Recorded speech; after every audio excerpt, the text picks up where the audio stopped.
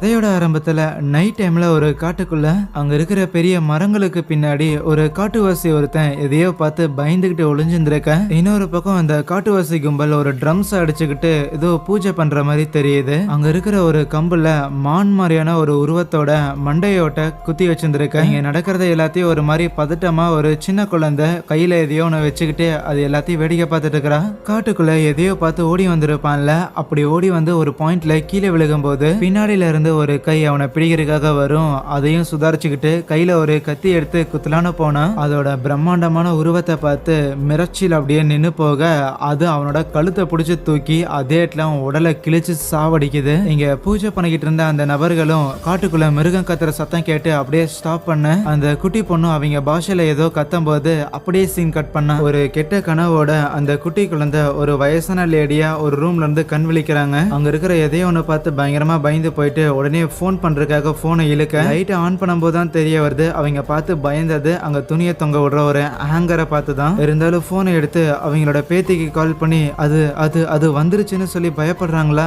அப்படியே scene cut பண்ணி அடுத்த நாள் ஒரு காரை எடுத்துட்டு நம்ம ஹீரோயின் அவங்களோட 2 பசங்களையும் கூப்பிட்டுக்கிட்டு நேரா ஆரம்பத்துல காமிச்ச அந்த பாட்டிமாவோட வீட்டுக்கு வந்துகிட்டு இருக்கிறாங்க. நம்ம ஹீரோயினோட பாட்டிமா கிட்டத்தட்ட 20 வருஷம் கழிச்சு தான் இந்த ஊருக்கே அவங்க வராங்களாமா. அதனால வரக்கு வழி கூட தெரியலையா. அதனால இந்த ஊர்ல இருக்கிற ஒரு லோக்கல் ஷெரீஃபுக்கு கால் பண்ணிட்டு அப்படிதான் பார்த்தா ரூட்டை கண்டுபிடிச்சு வந்துகிட்டு இருக்கிறாங்க. சும்மா அந்த வழியா வாங்க இந்த வழியா வாங்கன்னு சொல்லாம ஒவ்வொரு ரூட்லயுமே இந்த இடமா இந்த இடத்துல நீங்க இங்கதான் கிராஸ் ஆகணும், அந்த இடமா அந்த இடத்துல நீங்க இப்படிதான் வரணும் அப்படின்னு பயங்கர இன்வால்மெண்டோட ரூட்டை சொல்லிட்டு இருப்பாரு. அப்ப ஷெரீஃப் ஒரு காருக்குள்ள பென் அப்படின்னு ஒரு திருட்டு பையனை பிடிச்சி செஞ்சிருப்பாரு. ஐயோ நீ வெளியில நின்று போன் தானே பேசிட்டு இருக்கிற, அவர் அட்லீஸ்ட் காருக்குள்ள ஓடுற இந்த பாட்டையாவது ஆஃப் பண்ணி விடியான்னு சொன்னா பாட்டை ஆஃப் பண்ணுமா ராசா நல்லா கேளுன்னு வால்யூமை ஏத்தி வச்சு அவனை வெறுப்பேத்திட்டு இருப்பாரு. நம்ம ஹீரோயினும் ஆல்மோஸ்ட் அந்த ஊருக்குள்ள வந்துட்டாங்க போல.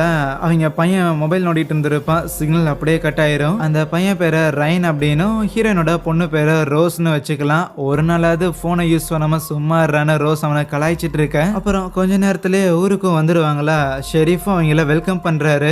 ரைனும் அவங்க தங்க போற வீட்டை பார்த்துட்டு இது என்னது காத்தரிச்சா கீழே விழுந்துருப்போலன்னு சீப்பா பார்க்க பழைய வீடு சூப்பரா இருக்கேன்னு ரோஸுக்கு அது ரொம்பவுமே பிடிச்சிருந்திருக்கும். கார்ல உட்காந்துருக்க அந்த பெண் இவங்களே முறைக்கும் போது முறைச்சா பயந்துரும் நாடான்னு ரோஸ் அந்த பெண்ணுகிட்டே சண்டைக்கு போவா. ஹீரோயினும் ஷெரீஃப் கிட்ட பேசும்போது தான் ஆக்சுவலி உங்க அம்மா இங்கதான் இருக்கிறாங்கன்னா எதுக்கு தேவையில்லாம உதவிக்காக கலிபோர்னியால இருக்கிற உனக்கு கால் பண்ணணும். அதுக்கு ஹீரோயினும் மேபி அவங்க ஃபேமிலிக்குள்ளேயே அந்த விஷயங்களை பேசி தீக்கணும்னு நினைச்சிருப்பாங்களோ என்னமோன்னு வீட்டுக்குள்ள போகும்போது ஷெரீஃப் ஹீரோயின் நிறுத்திட்டு ஆமா உங்க அம்மா நிறைய விஷயங்கள் சொன்னாங்க, ஆனா அது எதுவுமே எனக்கு பெருசா விளங்கல. இருந்தாலும் விண்டிகோ அப்படின்னு ஒரு மேட்டர் சொன்னாங்க, அது என்னதுன்னு கேட்கும்போது நம்ம ஹீரோயின் பதில் சொல்லாம நீங்களே சொல்லிட்டீங்க அவங்க சொல்றது எதுவும் புரியலன்னு, அது அப்படிதான் ஏதோ ஒன்று உளறிட்டு இருப்பாங்கன்னு போலீஸ் அனுப்பி விட்டுட்டு ஹீரோயின் வீட்டுக்குள்ள வந்துட்டு அப்படியே அந்த வீட்டை ஒரு செகண்ட் நல்லா உத்து கவனிப்பாங்க. ஏன்னா சின்ன வயசுல அவங்க இங்கதான் வளர்ந்துருக்காங்களாமா. சரின்னு அந்த பாட்டிமாவை கூப்பிட்டா அவங்க பதிலே பேசுற மாதிரி தெரியல. எங்கடா போனாங்கன்னு வீடு முழுக்க தேட ஆரம்பிக்கும் போது ரைனும் ரோஸும் மேல வராங்க. 2 பேரும் ஒவ்வொரு ரூம்குள்ள தேடுறதுக்காக போயிருந்திருக்க. ரைன் போன ரூம்குள்ள ஃபுல்லா திங்ஸை வச்சு அடைச்சு வச்சிருந்திருப்பாங்க. அப்ப அங்க ஏதோ ஒண்ணு பெட்ஷீட்டை போட்டு உட்காந்த மாதிரி தெரியுமா, அது அசைற மாதிரி வேற இருக்க. ஏய் கிளவி இது நீதானான்ட்டு கிட்ட போய் பெட்ஷீட்டை விளக்குனா அவங்க நேரம் அவனை அட்டாக் பண்ற மாதிரி கிட்ட வராங்க. சத்தம் கேட்டு உள்ள வந்த ஹீரோயினுக்கும் அந்த பாட்டிமா பார்த்துன்னு பயங்கர ஹாப்பி. அதுக்கப்புறம் ஹீரோயின் டீ போட்டுக்கிட்டு இருக்க. ஆமா நீங்களே அவங்கள பாட்டிமா அப்படின்னு கூப்பிடுறீங்களே அப்படின்னா அவங்களுக்கு எவ்வளவு வயசு இருக்குன்னு கேட்கும் போது நம்ம ஹீரோயின் தெரியலன்னு சொல்லுவாங்க. இன்னும் சொல்ல போனா நம்ம ஹீரோயினோட ஆக்சுவல் பாட்டிமா இருப்பாங்கல்ல அவங்களே இந்த பாட்டிமாவை வந்து பாட்டிமா அப்படின்னு தான் கூப்பிடுவாங்களாமா. அப்படின்னா ரொம்ப வருஷமாவே இவங்க உயிரோட இருக்கிறாங்க. அது எப்படி சாத்தியம்னு தெரியல, ஆனா இருந்தா நல்லது தானேன்ட்டு அதுக்கப்புறம் எல்லாரும் ஒன்னா உட்காந்து பேசும்போது அந்த பாட்டிமா பழைய ஆல்பம்லாம் எடுத்து காமிச்சுக்கிட்டு இருப்பாங்களா. அதில் நம்ம ஹீரோயினோட சின்ன வயசு ஃபோட்டோவை அவங்க காட்டுறாங்களா. அதை பார்த்து ஆச்சரியமாயிட்டு சரி உங்களோட சின்ன வயசு ஃபோட்டோவை காட்டுங்கன்னு கேட்க எனக்கு ஞாபகம் இருக்கிற வரைக்கும் நான் சின்ன வயசுல இருந்த மாதிரியே எனக்கு சரியா தெரியலன்னு சொல்லுவாங்களா. இருந்தாலுமே அவங்களோட பசங்க பிள்ளைங்க அப்படின்னு சொல்லி அவங்களோட ஃபோட்டோவெல்லாம் காட்ட அதெல்லாம் அந்த அளவுக்கு பழசா இருக்கும், ஃபேஸ் எல்லாம் ஒண்ணுமே தெரியாது. அப்ப ரயன் தான் சும்மா விளையாட்டுக்கு உங்களை மாதிரி கடைசி வரைக்கும் இப்படியே சாகாம நிறைய பேர் இருந்திருந்தா நல்லா இருக்கும்லன்னு சொல்ல அதுக்கு அவங்க இல்ல அப்படி கிடையாது, சாகா வராமங்கிறது கிட்டத்தட்ட ஏதோ சாபம் மாதிரி தான். ஏன்னா உங்க மனசுக்கு நெருக்கமா இருக்க வேண்டியவங்கள நீங்க இழக்கிறத பார்க்க வேண்டியதா இருக்குன்னு சோகமா பேசிட்டு அங்கிருந்து போயிடுவாங்க. அன்னைக்கு நைட்டு போய் அடுத்த நாள் காலையில் ஆகுது, தூக்கமே வரலன்னு அந்த ரைன் சோஃபால படுத்துருந்துருக்கேன். கத்தி கத்தி அவனை எழுப்பி விடுறாங்க. பாட்டிமா எங்க போனாங்கன்னு தெரியல, அதான் தேடிட்டு இருக்கிறாங்களா. சரின்னு பாட்டிமாவை தேடுறதுக்காக வெளியில வரும்போது அட்லீஸ்ட் சிக்னலாவது கிடைச்சா நல்லா இருக்கும். அந்த கிழவிக்கு ஒரு போனையாவது வாங்கி கொடுக்கலாம். ஐபோன்ல என்ன மாடல் அந்த கிழவிக்கு வாங்கி தரலாம்னு யோசிக்க அப்ப அங்க இருக்கிற ஒரு ஷெட்டை கவனிக்கிறாங்க. வேகமா உள்ள போயிட்டு ஓய் கிழவி எங்களுக்கு தெரியாம இங்க ஏதாவது சிட்டிங்க போட்டு கட்டிங் அடிச்சிட்டு இருக்கிறியான்னு உள்ள வர அப்போ அந்த ரயன் அங்க ரூம்குள்ள ஜன்னல் கிட்ட என்னமோ ஒண்ணு இருக்கிற மாதிரி தெரியுது. அது என்னடான்னு கிட்ட போக கரெக்டா ரோஸும் ஷெட்டோட லைட்டை போட்டு விட அங்க ஏதோ ஒண்ணு ரயன் மேல விழுந்துடும். ஆக்சுவலி அது ஒரு சோளக்காட்டு பொம்மையா தான் இருக்கும். ஒரு பூனை தட்டி விட்டு போயிருக்குமா, என்னடா பொம்மையை பார்த்து பயப்படுறேன்னு உள்ள வந்த ரோஸ் அவனை செமையா கலாய்ச்சிட்டு அதுக்கப்புறம் அந்த பாட்டிமாவை தேடிக்கிட்டு அப்படியே அந்த காட்டுக்குள்ள எல்லாம் உலாவிக்கிட்டு இருக்க. இருந்தாலும் இவ்வளவு தூரம்லாம் எனக்கு தெரிஞ்ச அந்த கிளவி நடந்து வந்திருக்காதுன்னு ரயன் பேசிட்டே வர அப்ப தெரியாம அங்க காட்டுல இருக்கிற சாணியை மிதிச்சிருவான் போல. ரைட், இது வேற பிரச்சனையா, என் ஷூ பாலா போச்சுன்னு மரத்துல வச்சு உரைச்சுக்கிட்டு இருக்க. இதுக்கும் காரணம் அந்த பாட்டி தான் அப்படிங்கிற மாதிரி திட்டிக்கிட்டு இருப்பான். அந்த கிளவி பாரு கண்டிப்பா இங்கெல்லாம் சுத்திக்கிட்டு இருக்காது, அது வீட்டுக்குள்ளதான் போர்வையை போத்துட்டு எங்கேயாவது ஒளிஞ்சிருக்கும் அப்படின்னு அவன் கத்திட்டே இருக்கும்போது பின்னாடி வந்த பாட்டியம்மா குச்சியை வச்சு அவன் மண்டையில் அடிச்சுட்டு ஆன்மாக்கள் எதையும் நீ தொந்தரவு பண்ணக்கூடாதுடான்னு சொல்லிட்டு இந்த காட்டுக்குள்ள ஏதோ சின்ன கோயில் மாதிரி இருக்கும் போல அந்த இடத்துல இந்த ட்ரீம் கேச்சர்னு சொல்லப்படுற ஒரு வட்ட வடையில ஒரு ஆர்டிஃபேக்ட் ஒன்று செஞ்சு அதை சும்மா வீட்டுக்கு வெளியில தொங்க விட்டு இருந்திருப்பாங்க. அதே மாதிரி சில விஷயங்கள்லாம் பண்ணி வச்சு அங்க ஒரு சின்ன வழிபாட்டு தலை மாதிரி இருக்குதா. ஆமா, இங்க என்ன பண்றீங்கன்னு கேட்கும்போது சாகருக்கு உகந்த ஒரு இடத்தை தேடுறேன்னு ஓரமா போய் உட்காந்து அந்த ட்ரீம் கேச்சரை பிணிக்கிட்டு இருப்பாங்களா. சரி, இப்ப நான் என்ன கேட்டேன்னு அந்த கிளவியை நான் இப்போ ஓவரா திட்டுதுன்னு யோசிச்சவங்களும் அப்புறம் கிட்ட போயிட்டு ஆமா அதான் வீட்டுக்கு வெளியில ஏகப்பட்டதை ஆல்ரெடி தொங்க விட்டு இருந்திருக்கீங்களா, அப்படி இருக்கும்போது திருப்பி எதுக்கு ஒரு ட்ரீம் கேச்சரை ரெடி பண்றீங்கன்னு கேட்டா இந்த ட்ரீம் கேச்சரோட பர்பஸே கெட்ட கனவுகள் எதுவும் வீட்டுக்குள்ள வரக்கூடாதுங்கிறத தடுக்கிறதுக்காக தான். ஆனா இருக்கிற கெட்டது எல்லாத்துக்கும் கெட்டதுங்கிற மாதிரியான ஒரு சக்தி ஒன்று இருக்கு. மற்ற ஈவில் ஸ்பிரிட்ஸ் எல்லாத்தையும் சாப்பிட்டு வாழ்ற அந்த ஒரு ஈவில் ஸ்பிரிட், அது பேர் தான் விண்டிகோ. இவ்வளவு பவர்ஃபுல்லா இருக்கிற விண்டிகோங்கிற இந்த மாதிரியான ஈவில் ஸ்பிரிட்டை ஒரு சில நேரங்கள்ல தான் இந்த ட்ரீம் கேச்சர்ஸால ஓரளவுக்கு தான் தடுக்க முடியும்னு சொல்லியிருந்திருப்பாங்களா. இதை கேட்டு ரயனும் ரோஸும் லைட்டா ஆடி போயிடுறாங்க. நடுக்காட்டுக்குள்ள தன்னந்தனியா உட்கார வச்சு கிளவி என்ன பேச்சு பேசுதுடான்னு அதுக்கப்புறம் வீட்டுக்கும் கூட்டிட்டு வந்துட்டு ஹீரோயின் தான் ஏன் பாட்டியுமா தேவையில்லாம எங்கேயோ ஒன்று சுத்திட்டு இருக்கிறீங்க பாருங்க, உங்களை நினைச்சு நாங்க கவலைப்பட்டோங்கும் போது நான் ஒன்றும் எங்கும் சுத்திக்கிட்டு இல்லை, நீ உன் வேலையை பாருன்னு கோச்சிட்டு அவங்க ரூமுக்கு போயிருவாங்களா. அதுக்கப்புறம் ரயன் நம்ம ஹீரோயின் கிட்ட ஏய் அது என்ன அந்த கிளவி லூசா, அது பாட்டுக்கு குச்சி எடுத்து மண்டையில் அடிச்சுக்கிட்டு இருக்குது. அது மட்டும் இல்லாம எனக்கு தெரிஞ்ச அந்த கிளவியை வீட்டோட வச்சிருக்கிறது சரியில்லை, கம்முனு ஏதோ ஒரு ஆர்ஃபனேஜ்ல கொண்டு போய் சேர்த்திடலான்னு சொன்னா அவங்க அம்மா கோச்சுக்கிட்டு உள்ள வந்தவங்களும் அப்ப எனக்கும் வயசாயிருச்சுன்னா என்னையும் இப்படி ஆர்ஃபனேஜ்ல கொண்டு போய் சேர்த்திருவியாடான்னு கேட்க அவன் லைட்டா தயங்குவானா. நீ எப்படி என்ன ஆர்ஃபனேஜ்ல சேர்க்கறதுக்கு இப்படி தயங்குறியோ அதே தயக்கம் தான் எனக்கு, கண்டிப்பா என்னால பண்ண முடியாது. முதல்ல 2 பேரும் போய் மேல இருக்கிற ரூமை கிளீன் பண்ணுங்கன்னு ஒரு விளக்க ஒன்று பத்தி கொடுத்துட்டு மேல் ரூம்ல ஃபியூஸ் போன பல்பை வாங்குறதுக்காக அவங்க மார்க்கெட் கிளம்புறாங்க. ரைனோ ரோஸும் எப்பா சட்டுப்புட்டுன்னு வேலையை முடிச்சிருவோம், நைட்டெல்லாம் அதை பண்ணிட்டு இருக்க முடியாதுன்னு பரபரப்பா வேலையை பார்த்துக்கிட்டு இருக்கேன். அப்ப ரைனோ ஒரு பெரிய மண்டவோடு இருக்கிறத கவனிக்கிறான். என்ன உயிரினமா இருக்குன்னு அதை பார்த்து யோசிக்க அப்ப அந்த ரூம்ல இந்த கிறிஸ்மஸுக்கு டெக்கரேட் பண்றதுக்கான லைட்ஸ் இருக்கிறத கவனிக்கிறாங்க. அதை வெளியில எடுத்துட்டு வந்து அதுல இருக்கிற சிக்கு எல்லாமே அவிழ்த்துக்கிட்டே இருக்க என்ன கிறிஸ்மஸ் லைட்டு, கிறிஸ்மஸ் ட்ரீ இல்லாம வெறும் லைட்டை மட்டும் வச்சுட்டு என்ன பண்றதுன்னு கேட்க ரோஸும் நம்ம ஹீரோயினும் அப்படியே ரைனை பார்ப்பாங்க. அடுத்த சீன்லயே ரைனோ ரோஸும் கிறிஸ்மஸ் ட்ரீ ஒன்று வெட்டிட்டு வரலான்ட்டு ஒரு கோடரி எடுத்துட்டு காட்டுக்குள்ள போயிருந்திருப்பாங்களா. சும்மா அப்படியே பேசிக்கிட்டே வந்துட்டு இருக்கும் போது அப்ப திடீர்னு காத்துல ஏதோ ஸ்மெல் வர மாதிரி இருக்கும். என்னடா அதுன்னு முன்னாடி பார்த்தா அங்க ஒரு கைவிடப்பட்ட ஒரு ஷெட் ஒன்று இருக்குமா, அதுல இருந்து ஏதோ புகையெல்லாம் வர மாதிரி இருக்கும். உள்ள போனா ஏதோ ட்ரக் தயாரிக்கிற மாதிரி தெரிய சடனா ரைனுக்கு பின்னாடி வந்து எவனோ ஒருத்தன் ரைனை தரையோட அமுக்கிட்டு ஏய் யாரா நீ எதுக்குடா இங்க வந்திருக்க அப்படின்னு சொல்லி கிட்டத்தட்ட அது ஒரு 3 பேர் இருப்பானுங்க போல. அந்த 3 பேர்ல அந்த போலீஸ் பென் அப்படின்னு ஒருத்தனை அரெஸ்ட் பண்ணி கார்ல உட்கார வச்சிருந்தான்ல அவனுமே இருப்பான். ஆனா ரோஸ் அவனுங்கிட்ட மாட்டல, அதுக்கு பதிலா ஜன்னல் பக்கம் நின்னுகிட்டு ஏய் அமைதியா இருடா அப்படின்னு ரைன் கிட்ட சொல்லும் போது ரைனுமே ஏய் நான் சும்மா தான் இந்த பக்கம் வந்தேன், எனக்கு இதுக்கு எந்த சம்மதம் இல்லடா அப்படின்னு சொன்னாலும் ரைனோட கையை கட்டி அப்படியே இழுத்துட்டு வருவானுங்க. அங்க அந்த ஷெடுக்கு முன்னாடியே ஒரு சின்ன கிணறு மாதிரி இருக்குமா, அதுக்குள்ள இவனை போட்டுடலாம், மேபி இவனை ஷூட் பண்ணிடலாமா அப்படின்னு கண்ணெல்லாம் எடுப்பாங்க. இருந்தாலும் இவன் இறந்து போறதுங்கிறது ஆக்சிடென்ட் மாதிரி இருக்கணும், மர்டர் மாதிரி தெரியக்கூடாதுன்னு அவனுக்கு என்ன பண்ணலான்னு யோசிக்க இந்த கேப்ல ரோஸ் மெதுவா பின்னாடி வருவாளா. அவ வரத கவனிச்சுட்டு கன் எடுத்து ஷூட் பண்ண போனா கண்ணை கோடாரி வச்சு தட்டி விட்டு மண்டையிலே அடிச்சிருவா. இந்த கலவரத்துல ரைன் எஸ்கேப் ஆக பார்க்க அந்த கயிறு அவன் கையில கட்டி இருந்திருக்கும்ல அதையும் கோடாரி வச்சு வெட்டிட்டு 2 பேரும் அங்கிருந்து தப்பிச்சு வரும்போது உங்களை நாங்க சும்மா விட மாட்டோம் அப்படின்னு அந்த 3 பேர் அங்கிருந்து கத்துறானுங்க. அடிச்சு பிடிச்சு வேகமா வீட்டுக்கு வந்த உடனே போலீஸ்க்கு கால் பண்ணி இந்த விஷயத்த சொல்ல ஷெரீஃப் தான் என்ன மேட்டர்னு விசாரிக்கிறதுக்காக வந்திருக்காரு. ரைனோ எல்லா டீடைலும் சொல்லிடுறான். நேத்து நீங்க உங்க கார்ல ஒரு பையனை பிடிச்சு வச்சிருந்தீங்களா, அவன் அங்க இருந்தான், ஒரு கைவிடப்பட்ட ஒரு ஷெட் மாதிரி ஒன்னு இருந்துச்சு, அங்க அவனுங்க ஏதோ பண்ணிட்டு இருந்தானுங்க, நான் போன உடனே என்ன மர்டர் பண்றதுக்காக முயற்சி பண்ணானுங்க. சோ ப்ளீஸ் ஏதாவது பண்ணுங்க அப்படின்னு சொன்னா அந்த ஷெரீஃப் இதெல்லாம் எதுவும் நம்புற மாதிரி தெரியல.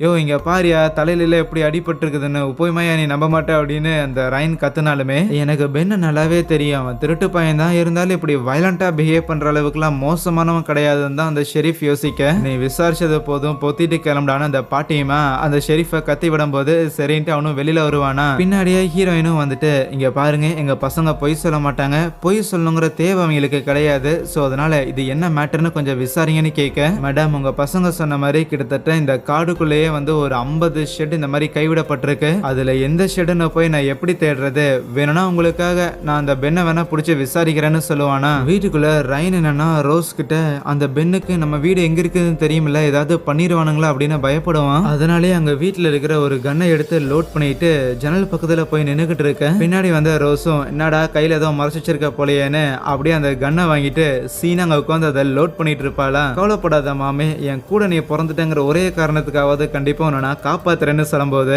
என்னதான் ரோஸ் இந்த மாதிரி தைரியமா சில வார்த்தைகள் பேசினாலுமே ரைனுக்கு அந்த பயம் இருக்கதான் செய்யுது. ரோஸ் அங்கிருந்து போனதுக்கு அப்புறம் காலையில அவன் ஒரு பெரிய மண்டவோட ஒன்று பார்த்துருப்பான்ல, அதை எடுத்து வச்சுக்கிட்டு இருக்க அப்ப பாட்டியமா உள்ள வந்துட்டு அவனோட முகத்துல அடிபட்டு இருந்திருக்கும், அதுக்கு அப்படியே கொஞ்சம் பாசமா அப்படியே மருந்தெல்லாம் போட்டு விட்டுட்டு இந்தாப்பா இந்த கசாயத்தை ஃபுல்லா குடிச்சிரு, கொஞ்சம் கசக்கதான் செய்யும், இருந்தாலும் குடிச்சு முடிச்சிரு சரியான அங்கிருந்து கிளம்ப. அன்னைக்கு நைட்டு வீட்டுக்குள்ள யாரோ வர மாதிரி இருக்கும். நேரா ரைனோட ரூம்குள்ளேயே வந்துட்டு நான் தான் நீ எங்க வாழ்றேன்னு எனக்கு தெரியும்னு சொன்னாடான்னு அந்த பென் அவனை போட்டு தள்ளுற மாதிரி தெரிய கட் பண்ண இது எல்லாம் கனவு தான். பயந்து போனவன் எந்திரிச்சு அவனோட முகத்தை தொடும்போது அவனோட முகத்துல அடிபட்டு இருந்ததுல அதை காணோமா என்னடான்னு யோசிச்சுட்டு அப்படியே கண்ணாடியில போய் அதை பார்த்துக்கிட்டு இருக்க.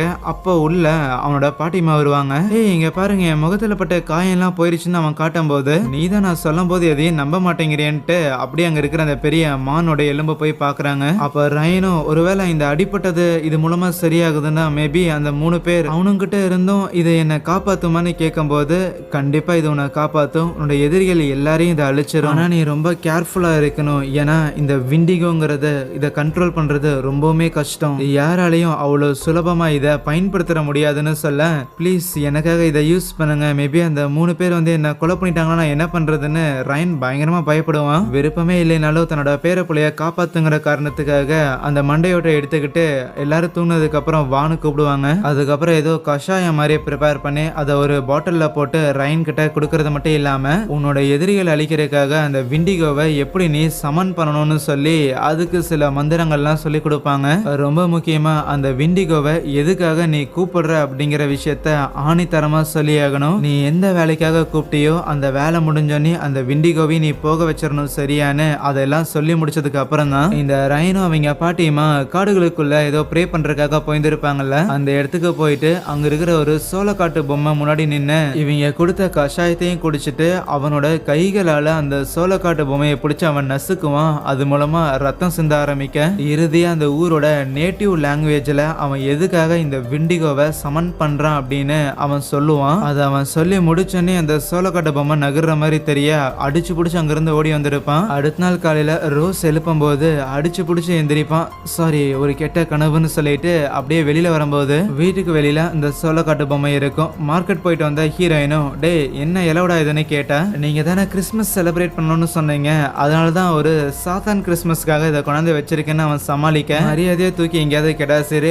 வீட்டுக்கு முன்னாடி இப்படி பயமுறுத்துற மாதிரி எல்லாம் வச்சிருக்காதான அவங்க அம்மா திட்டிட்டு போக, சரின்னு அந்த சோளக்காட்டு பொம்மையை கொண்டு போய் நேத்து நைட்டு அவன் எங்க அதை பார்த்தானோ அங்கேயே கொண்டு போய் அதை வைக்கிறான். அப்படி அவன் அதை வச்சுட்டு திரும்பி வர அவனே அது பாக்குற மாதிரி இருக்கும். அன்னைக்கு நைட்டு வீட்டுல எல்லாரும் சாப்பிட்டு இருக்க ஒரு மாதிரியான குழப்பத்தோடைய ரைன் சாப்பிட்டு இருப்பானா, இதை அவங்க பாட்டிமாவும் கவனிக்க தான் செய்யறாங்க. அதுக்கப்புறம் அன்னைக்கு நைட்டு தூங்கிக்கிட்டு இருக்கும் போது பெட்ல படுத்திருக்க ரைன் ஏதோ உரும்புற மாதிரி எல்லாம் இருக்க அவனோட கனவுல அந்த விண்டிகோ இருக்குதுல்ல அதோட பாயிண்ட் ஆஃப் வியூல இருந்து அவனால பார்க்க முடியுது. அன்னைக்கு நைட்டு அந்த பென்னோட ஆட்களும் ஒன்னா சேர்ந்துட்டு அந்த கைவிடப்பட்ட ஷெட்ல ஏதோ சீக்கிரட்டா வேலையெல்லாம் பார்த்துட்டு இருக்க. அப்போ அந்த பென்னுக்கு காட்டுக்குள்ள ஏதோ ஒன்னு நகர்ற மாதிரியான உணர்வு ஏற்பட ஆரம்பிக்கும். டேய் யாராவது விளையாடுறீங்களாடா அப்படின்னு கேட்டுட்டே இருக்கேன். திடீர்னு அங்க இருக்கிற கிணறுல தான் ஏதோ ஒன்று இருக்கிற மாதிரி தோணுமா, இவனும் என்னென்ன போய் எட்டி பார்ப்பான். டக்குன்னு உள்ள இருந்து அந்த வெண்டிகவன் அப்படியே இழுத்துட்டு போக நல்ல வேலை உள்ள தண்ணி இருந்தங்காட்டி அவன் தப்பிச்சான். டேய் யாராவது காப்பாத்துங்கடான்னு அவன் உள்ள இருந்து அலறிக்கிட்டே இருக்க அவனோட கூட்டாளிக்கு இந்த சத்தம் கேட்ட உடனே பதறி போனவன் வேகமா ஒரு கயிறை எடுத்து மரத்துல கட்டிட்டு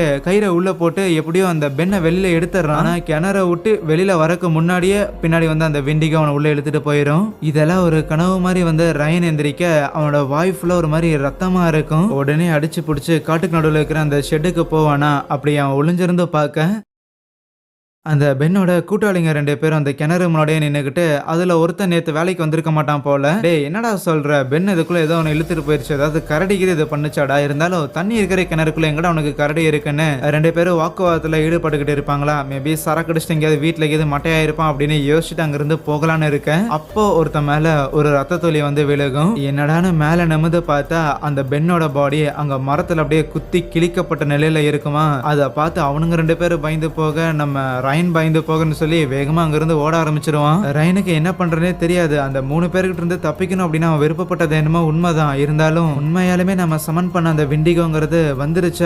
அது என்ன இந்த அளவுக்கு இருக்கு அப்படின்னு பயங்கரமா பயந்துருக்க. அப்ப அங்க வந்த ரோஸும் ஏய் என்னடா பண்ணிட்டு இருக்கிற, காலையில எந்திரிச்ச உடனே காட்டுக்குள்ள ஓடி வந்துட்டியாமா, அம்மா தான் அவனை பார்த்து கூட்டிட்டு வர சொன்னாங்கன்னு அவனை கூட்டிட்டு வரும்போது என்ன அவன் வித்தியாசமா இருக்கிறான்னு ரோஸுக்கு ஒரு மாதிரி சந்தேகமா இருக்கு. வீட்டுக்கு வந்த உடனே அவங்க பாட்டிமா கிட்ட பேசி ஆகணும்னு அவங்களோட ரூமை போய் தட்டிக்கிட்டே இருந்தா அவங்க ரூம்குள்ள தான் இருக்கிறாங்க. எதனால ரயன் இந்த அளவுக்கு பதறி போய் கதவை தட்டுறான் அப்படின்னு எல்லாமே அந்த பாட்டிமாக்கும் புரியுது. இருந்தாலும் அவங்க கதவை நீக்கல. அதுக்கப்புறம் ஒரு மாதிரி பயத்திலேயே ரயன் அவனோட ரூம்ல படுத்திருக்கும் போது அவங்க அம்மா வந்து பார்த்துட்டு என்னாச்சு பையன் அப்படியே படுத்துட்டான்னு கிட்ட உட்காந்தவங்களும் ஏன்டா ஏதாவது பிரச்சனையானு கேட்கும்போது எனக்கு எந்த பிரச்சனையும் இல்லை, எனக்கு நேரம் தனியா விடுங்கன்னு சொல்ல சரின்னு ஹீரோயினும் வெளியே போயிடுறாங்க. அதுக்கப்புறம் அப்படியே நேர போகுது. இவனுக்கு நேரம் தூங்கியிருப்பான் போல. ஆனா திடீர்னு ஏதோ வெளியில இருந்து கார் சத்தம் கேட்க எவன்டா அவன் வீட்டுக்கு முன்னாடின்ட்டு ஜன்னல் வழியா எட்டி பாக்குறான். ஏதோ ஒரு கார் இவன் வந்தோடனே அங்கிருந்து கிளம்புது. ஆனா அதை பத்தி பெருசா கண்டுக்காம அதுக்கப்புறம் கீழே இறங்கி சாப்பிட்றதுக்காக வருவானா. ஆல்ரெடி ஏதோ பீஸாலாம் ஆர்டர் போட்டிருப்பாங்க போல. பாட்டிமா பீஸாலாம் சாப்பிட மாட்டாங்க, அதனால நம்மளே நிறைய சாப்பிடலான்னு எல்லாரும் சாப்பிட்டு இருக்க. நைட் ஆயிருந்திருக்கும். அதனால காடுகளுக்குள்ள அந்த விண்டிகோ உலாவ ஆரம்பிக்கும். சாப்பிட்டு இருந்த ரயனும் அப்படியே பீஸாவை கையிலேயே வச்சுக்கிட்டு எனக்கு பசிக்குதுன்னு சொல்லுவானா. ஏண்டாடே 4 பீஸை மொத்தமா அமைக்கிருக்க போய்மாட உனக்கு பசிக்குதுன்னு ரோஸ் கேட்க அவன் ஏதோ லைட்டா மிருக மாதிரி உரும்பிட்டு நான் வரேன் அப்படின்னு வீட்டை விட்டு வெளியில வருவானா. அப்படியே ஏதோ ஒரு மிருக மாதிரி பண்ணி கத்திக்கிட்டே ஓட ஆரம்பிக்க ஊருக்குள்ள ஒரு குட்டி பையன் வீட்டை விட்டு வெளியில உட்காந்துருக்கும் போது அங்கதான் அவனோட அப்பாவும் இந்த மரக்கட்டையெல்லாம் வெட்டிக்கிட்டு இருப்பாரா. அந்த இடத்துக்கு அந்த விண்டிகோவும் வருது. அந்த விண்டிகோவை அந்த குட்டி பையன் பாக்குறான். ஆனா அவனை டார்கெட் பண்ணாம சைட்ல இருக்கிற அந்த குட்டி பையனோட அப்பாவை பார்த்தோன்னே அந்த ஆளை அடிச்சு அதே இடத்துல கொதறி சாப்பிட ஆரம்பிக்க இங்க ரயனும் வீட்டுக்கு வெளியில தான் இருப்பான். இருந்தாலும் அந்த விண்டிகோவா மாறி அவன் தான் என்னமோ அந்த மனிதர்களை சாப்பிடுற மாதிரி ஒரு மாதிரி உரும்பிக்கிட்டே காத்துல கடிச்சுக்கிட்டு இருக்க வெளியில வந்த ரோஸும் டேய் என்னடா பண்ணிட்டு இருக்கிறன்னு அவங்க அம்மாவையும் கூப்பிட்டு அவனை நிறுத்துறதுக்காக ட்ரை பண்ணா அவன் அவங்க கிட்டே முரண்டு பிடிக்கிற மாதிரி இருக்கு. அப்போ சடனா சுயநினைக்கு வந்துடுறான். அதுக்கப்புறம் நேரா ஹாஸ்பிட்டலுக்கு கூட்டிட்டு போயிருப்பாங்க.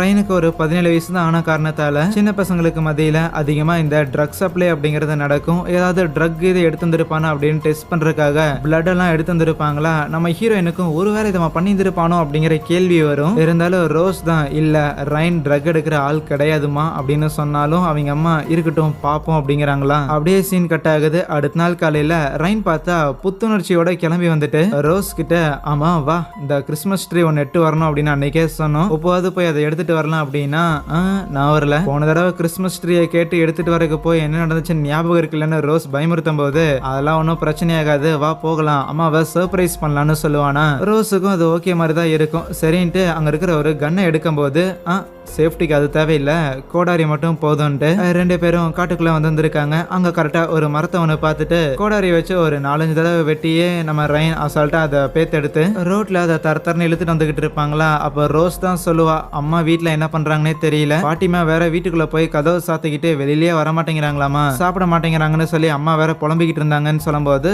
அப்ப ரயனும் மேபி எனக்கு தெரிஞ்சு இன்னும் கொஞ்ச நாள் நான் இதே இடத்துல இருந்து பாட்டிமாவா பாத்துக்கலான்னு இருக்கிறேன்னு சொல்லுவானா. என்னடா அறவே காடு திடீர்னு உனக்கு மூளைலாம் வந்துருச்சா அப்படிங்கிற மாதிரி ரோஸ் அவனை ஆச்சரியமா பார்க்க, அப்போ ஆப்போசிட்ல ஒரு கார் ஒன்று வரும். அந்த பென்னோட கூட்டாளிங்க இருக்கிறாங்கல்ல, அதுல ஒருத்தன் தான். அப்படியே அவங்க 2 பேரையும் முறைச்சு பார்த்துட்டு போக வீட்டுக்கு வந்ததுக்கு அப்புறம் அவங்க பாட்டிமா எதுவும் சாப்பிடலன்னு தெரிஞ்சுட்டு ஃப்ரிட்ஜ்ல இருந்து சாப்பாடு கொஞ்சம் எடுத்துக்கிட்டவனும், பாட்டிமா நான் தான் வந்திருக்கேன்னு ரூம்குள்ள போய் அவங்களுக்கு சாப்பாடு கொடுக்கறது மட்டும் இல்லாம, நீங்க என்னன்னா சாப்பிடவே மாட்டேங்கிறீங்க, ஆனா எனக்கு என்னன்னா பசியே தீர மாட்டேங்குதுன்னு சொல்லுவானா. எப்படி பசி தீரும்? பசிங்கிறது தீரவே தீராது. ஆனா நீ எக்காரணம் கொண்டும் அந்த பசிக்காக உணவளிக்க கூடாது அப்படின்னு ஒரு வார்த்தையை விடுவாங்க. அந்த விண்டிகோ அப்படிங்கிற அந்த ஈவில் ஸ்பிரிட் இப்போ இவனோட கண்ட்ரோல்ல தான் இருக்குது. அது உயிர் பலியை கேட்கும். இவனை காப்பாத்துறதுக்காக அந்த 3 பேரை மட்டும்தான் இவன் உயிர் பலி எடுக்கிறதா இருக்கு.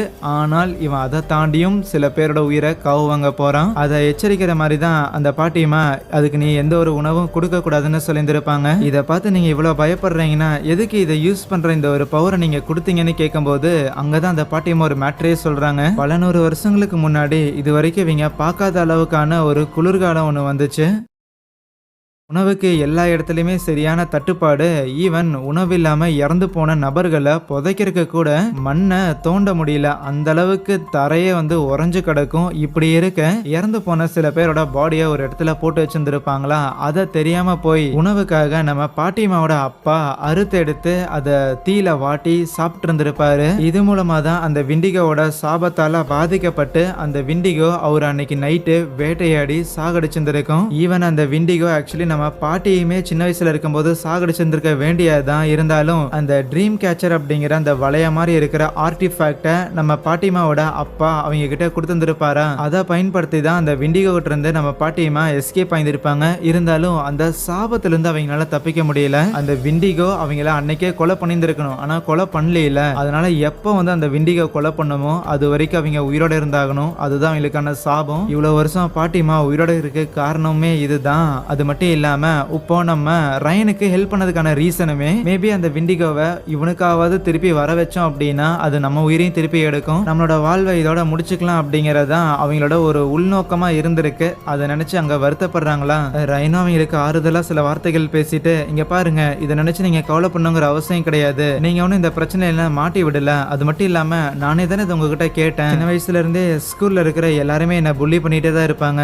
எப்பவுமே நான் மத்தவங்களை பார்த்து பயந்துட்டு தான் இருப்பேன். ஆனா இப்போ நான் யாரை பார்த்தும் பயப்படணுங்கிற எந்த ஒரு தேவையும் கிடையாது. நான் எல்லாரையும் எதிர்த்து நிக்கிறேன். நான் ரொம்ப ஸ்ட்ராங்கா இருக்கிற மாதிரியான உணர்வு எனக்கு ஏற்படுது. எதை பார்த்து நான் பயப்படணுங்கிற அவசியம் இல்லைன்னு சொல்லும்போது ஆரம்பத்துல எல்லாமே அப்படிதான் இருக்கும். ஆனா கண்டிப்பா ஒரு நாள் நீ பயப்பட ஆரம்பிப்பேன்னு அவங்க சொல்லுவாங்க. அவங்க அப்படி சொன்னதை கேட்டுட்டு தான் ஒரு மாதிரி ஆடி போயிட்டு அப்படியே வெளியில வருவானா. ரோஸும் ஹீரோயினும் அங்க பழைய இந்த டிவிடி கேசட்லாம் இருக்கும், அதெல்லாம் எடுத்து பார்த்துட்டு இருக்க கூடவே ரைனையும் கூப்பிட்டா அவன் அதை எதையும் கண்டுக்காம நேரா அவன் ரூமுக்கு வந்துட்டு முதல்ல சட்டு புட்டுன்னு இவனுங்களை போட்டு தள்ளிட்டு விண்டிகோவை கையோட அனுப்பிச்சு வச்சிடலான்னு மெடிடேட் பண்ண ஆரம்பிக்கிறான். டைரக்டா அந்த விண்டிகோவோட பாடிக்குள்ளேயே போன மாதிரியான உணர்வு. அந்த பென்னோட அல்ல கையில ஒருத்தன் அடிக்கடி நம்ம ரைன் எங்க போறான் எங்க இருக்கிறான் அப்படின்னு ஃபாலோ பண்ணிட்டே இருந்தான்ல, அவன் ஏதோ காட்டுக்குள்ள கேரவன்ல தங்கியிருப்பான் போல. ஏதோ ஒரு ஃப்ரெண்டு கிட்ட இந்த மாதிரி அந்த பென் எப்படா இறந்து போனா, மரத்துல கொண்டு போய் வைக்கிற அளவுக்கு என்ன மிருகண்டா அவனை அடிச்சு சாவடிச்சிருக்கும், கண்டிப்பா அது ஏதோ ஒரு ஹியூமனா இருக்கும். இல்ல அப்படின்னா எங்க தாத்தா அடிக்கடி சொல்லியிருந்திருக்காரு இந்த இடத்துல ஒரு விதமான மிருகம் ஒன்று இருக்குடான்னு பேச ஆரம்பிக்கவே அந்த கேரவனை பயங்கரமா ஏதோ ஒன்று தாக்குற மாதிரி தெரியுது. இவனும் பயந்து போயிட்டு கதவை ஓபன் பண்ண அதுக்கு முன்னாடி ஒரு ஸ்கிரீன் மாதிரி வச்சிருப்பான் போல. அந்த உட்டு ஃபுல்லாமே அப்படியே கிழிஞ்சு கடந்திருக்கும். அந்த விண்டிகோ கேரவனுக்கு மேலலாம் ஏறி சுத்திக்கிட்டு இருக்க பயந்து போனவனும் ஒரு பெரிய கத்தி மாதிரி எடுத்துட்டு வேகமா கேரவன் வெளியே கார் எடுத்துட்டு ஸ்டார்ட் பண்ணி அங்கிருந்து போகலான்னு பார்த்தா ரைன் பின்னாடியில இருந்து அந்த காரை தூக்கி வச்சுக்கிறான். அதனால காரை ஆக்சலரேட் பண்ண முடியல. அவனும் ஃபுல் ஃபோர்ஸ்ல அழுத்திக்கிட்டே இருக்க கீழே விட வேகமா போய் கார் அங்க மோதி அப்படியே நின்னுருது. சடனா காரோட கதவை அப்படியே பிச்சை எடுத்து அவனை வெளியே இழுத்து போட்டு சாவடிக்கலான்னு பார்க்க அவன் அந்த கத்தியை எடுத்து அந்த மான்ஸ்டரோட நெஞ்சிலே இறக்கிடுறான். இருந்தாலும் அதே கத்தியை எடுத்து பிடுங்கி அவன் காலை அறுத்து அதே இடத்துல அவனை காலி பண்ணுது. இந்த தடவை இது எல்லாத்தையும் பண்ணியும் நம்ம ரயன் பயப்படல, அவன் சுயநினைவுல தான் இருக்கிறான். அடுத்த நாள் காலையில பாட்டிமா அங்க வெளியில ஏதோ வேடிக்கை பார்த்துக்கிட்டு இருக்க நம்ம ஹீரோயினும் என்ன பாக்குறீங்கன்னு அவங்களும் வெளியே வராங்க. நம்ம ரயன் தான் அங்க வெளியில இருந்த அந்த ட்ரீம் கேச்சர்ஸ்ல இருக்குதுல அதை எல்லாத்தையும் ரிமூவ் பண்ணிக்கிட்டே இருப்பான். என்னடா பண்றேன்னு கேட்டா இதெல்லாம் இங்க தொங்கிட்டு ஒரு மாதிரி அசிங்கமா தெரியுமா, கேவலமா இல்ல அப்படின்னு அதை எல்லாத்தையும் ஒரு டப்பால போட்டு கொண்டு போய் அங்க ஒரு ஷெட் மாதிரி ஒன்று இருந்துச்சுல அங்க கொண்டு போய் வச்சிடறான். வச்சுட்டு வெளியில வரும்போது ஒரு போலீஸ்கார் வந்திருக்கும். இந்த ஷெரீஃப் இங்க என்ன பண்றான் அப்படின்னு யோசிக்கும் போது அங்க மரத்துக்கு பின்னாடி அந்த விண்டிகோ இருக்கிறதையும் அவன் கவனிக்க தான் செய்யறான். ஷெரீஃபும் உள்ள வந்துட்டு இப்போ இந்த ஊர்ல 3 பேர் இறந்து போயிருந்திருக்காங்கல்ல, முதல்ல அந்த பெண்ணு மரத்துக்கு மேல, அப்புறம் அந்த குட்டி பையனோட அப்பா அவனும் அந்த பெண்ணோட கூட்டாளி தான், அப்புறம் கடைசியா நேத்து நம்ம ரைன் ஒருத்தனை போட்டு தள்ளியிருப்பான்ல, இவங்க 3 பேரோட போட்டோவையும் காட்டும் போது ரோஸ் தான் அன்னைக்கு இவங்க 3 பேர் தான் எங்களை அட்டாக் பண்ணாங்க அப்படிங்கிற மேட்டரையும் சொல்லிடுறான். ஷெரீஃபும் ரைன் மேலதான் சந்தேகப்படுறாரு போல.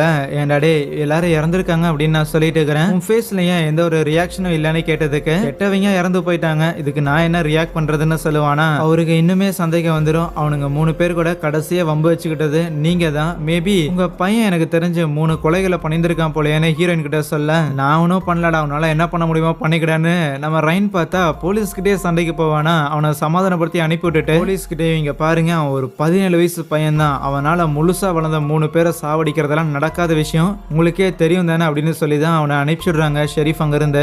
ரைனை சமாதானப்படுத்துறதுக்கு ரோஸும் முயற்சி பண்ணும்போது கண்டிப்பா அந்த நாய் இன்னைக்கு செத்தான் பாரு அப்படின்னு அந்த போலீஸ் சாவணும் அப்படின்னே சொல்லிட்டு இருப்பானா. ரோஸ் பக்கத்துல இருக்கிற அப்படிங்கறத கூட கண்டுக்காம அவன் பாட்டுக்கு விண்டிகோவை கண்ட்ரோல்ல எடுத்து அந்த போலீஸ்காரன் அங்க இருந்து வந்துகிட்டு இருக்கும் போது நடு ரோட்ல வச்சு பிளாக் பண்றான்.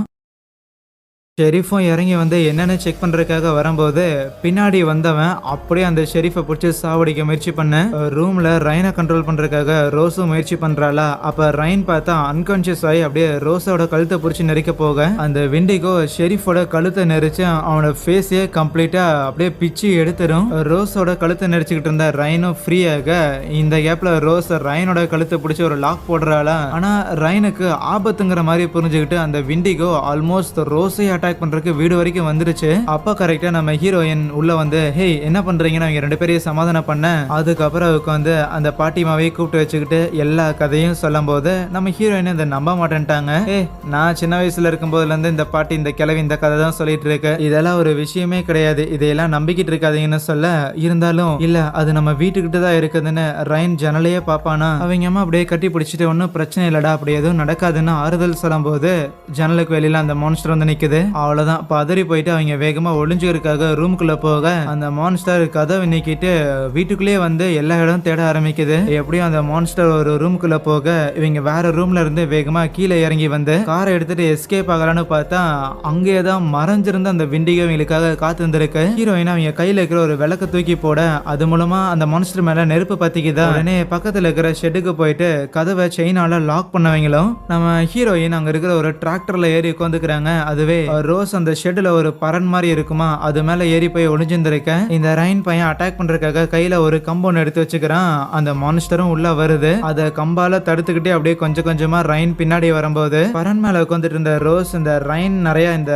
ட்ரீம் கேச்சர் எல்லாத்தையும் ஒரு டப்பால போட்டு வச்சிருப்பான்ல அதை அது மேல தள்ளி விட செகண்ட் அந்த மான்ஸ்டர் நகர முடியாம அங்கேயே நின்னுரும். ஹீரோயின் அதாண்டா சான்ஸ்னு டிராக்டரை வச்சு அப்படியே முட்டி வெளியில வரைக்கும் கொண்டு வந்து அது மேலேயே அந்த டிராக்டரோட பக்கெட்டையே வச்சு கம்ப்ளீட்டா அமுக்கி நகர முடியாம பண்ண அது இறந்துருச்சுன்னு சொல்லி கொஞ்சம் ஹாப்பி ஆகலான்னு பார்த்தா அதுக்குள்ள அது திருப்பி அட்டாக் பண்றதுக்காக எந்திரிக்குமா. அப்போ அவங்க பாட்டிமா இருக்கிறாங்கல்ல அவங்க ஏதோ சில மந்திரிச்ச பொருட்கள்லாம் கொண்டு வந்துட்டு அந்த விண்டிகோட் இருந்து ஃபேமிலியை காப்பாற்ற முயற்சி பண்றாங்க. இருந்தாலும் அது இவங்களை டார்கெட் பண்ணுது அப்படின்னு புரிஞ்சுக்கிட்ட பாட்டிமா அந்த மந்திரிச்ச பொருட்களை ரைனோட கையில கொடுத்துட்டு அந்த பாட்டிமா மட்டும் தனியா ஒரு பக்கம் போயிடுறாங்களா. இப்போ அவங்கள ஃபாலோ பண்ணிட்டு அந்த விண்டிகோ போயிருது. பாட்டிமாவை காப்பாத்துறதுக்காக பின்னாடி நம்ம ரைனுமே வர அந்த பாட்டிமா நேரம் அந்த பிரேயர் பண்ற இடம் இருக்குல்ல அங்கே தான் போயிட்டு மறுபடியும் பிரேயர் பண்ணி நிப்பாங்களா. அவங்கள காலி பண்றதுக்காகவே பின்னாடி அந்த விண்டிகோவும் வரும்போது ரைனு ரோஸ் ஹீரோயின் சொல்லி 3 பேரும் ஒன்னா சேர்ந்து அந்த விண்டிகோவை தடுக்கிறதுக்காக எவ்வளவோ முயற்சி பண்ணுவாங்க. ஆனாலும் அது இறுதியா அந்த பாட்டிமாவோட முகத்தை பிடிச்சி சாவடிக்கலான்னு போகும்போது அவங்களும் என்னால மட்டும்தான் இந்த சாபத்தை முடிச்சு வைக்க முடியும்னு எனக்கு தெரியும்னு ஒரு கத்தியை எடுத்து அவங்களையே குத்திக்கிட்டு அங்கேயே இறந்து போயிடுறாங்க. அந்த பாட்டிமா இறந்து போனங்காட்டி இந்த குடும்பத்தை சேர்ந்ததுதான் இந்த விண்டிகோவோட சாபம். அதனால அந்த விண்டிகோவுமே கம்ப்ளீட்டா அங்க அழிஞ்சு போயிருது. அடுத்த நாள் காலையில இறந்து போன பாட்டிமாக்கு இறுதி அஞ்சலி எல்லாம் பண்ணி முடிச்சுட்டு அங்க வீட்டுல இருந்து கிளம்புறதுக்கு முன்னாடி ஒரு ட்ரீம் கேச்சரை அந்த வீட்டுக்கு முன்னாடி நம்ம ரைன் அவன் கையாலேயே மாட்டி வச்சுட்டு கார் எடுத்துட்டு அங்க இருந்து கிளம்ப அங்கே இந்த ஒரு படத்தையும் முடிக்கிறாங்க. எனிவேஸ் கண்டிப்பா இந்த படம் இன்ட்ரெஸ்டிங்கா இருக்குன்னு நினைக்கிறேன். அப்படி பிடிச்சிருந்துச்சு அப்படின்னா மறக்காம இந்த வீடியோக்கு ஒரு லைக் கொடுத்துட்டு இதே மாதிரி என்ன படங்களை தொடர்ந்து பாக்குறதுக்காக சேனலை சப்ஸ்கிரைப் பண்ணி வச்சுக்கோங்க. சரியா, தேங்க்யூ.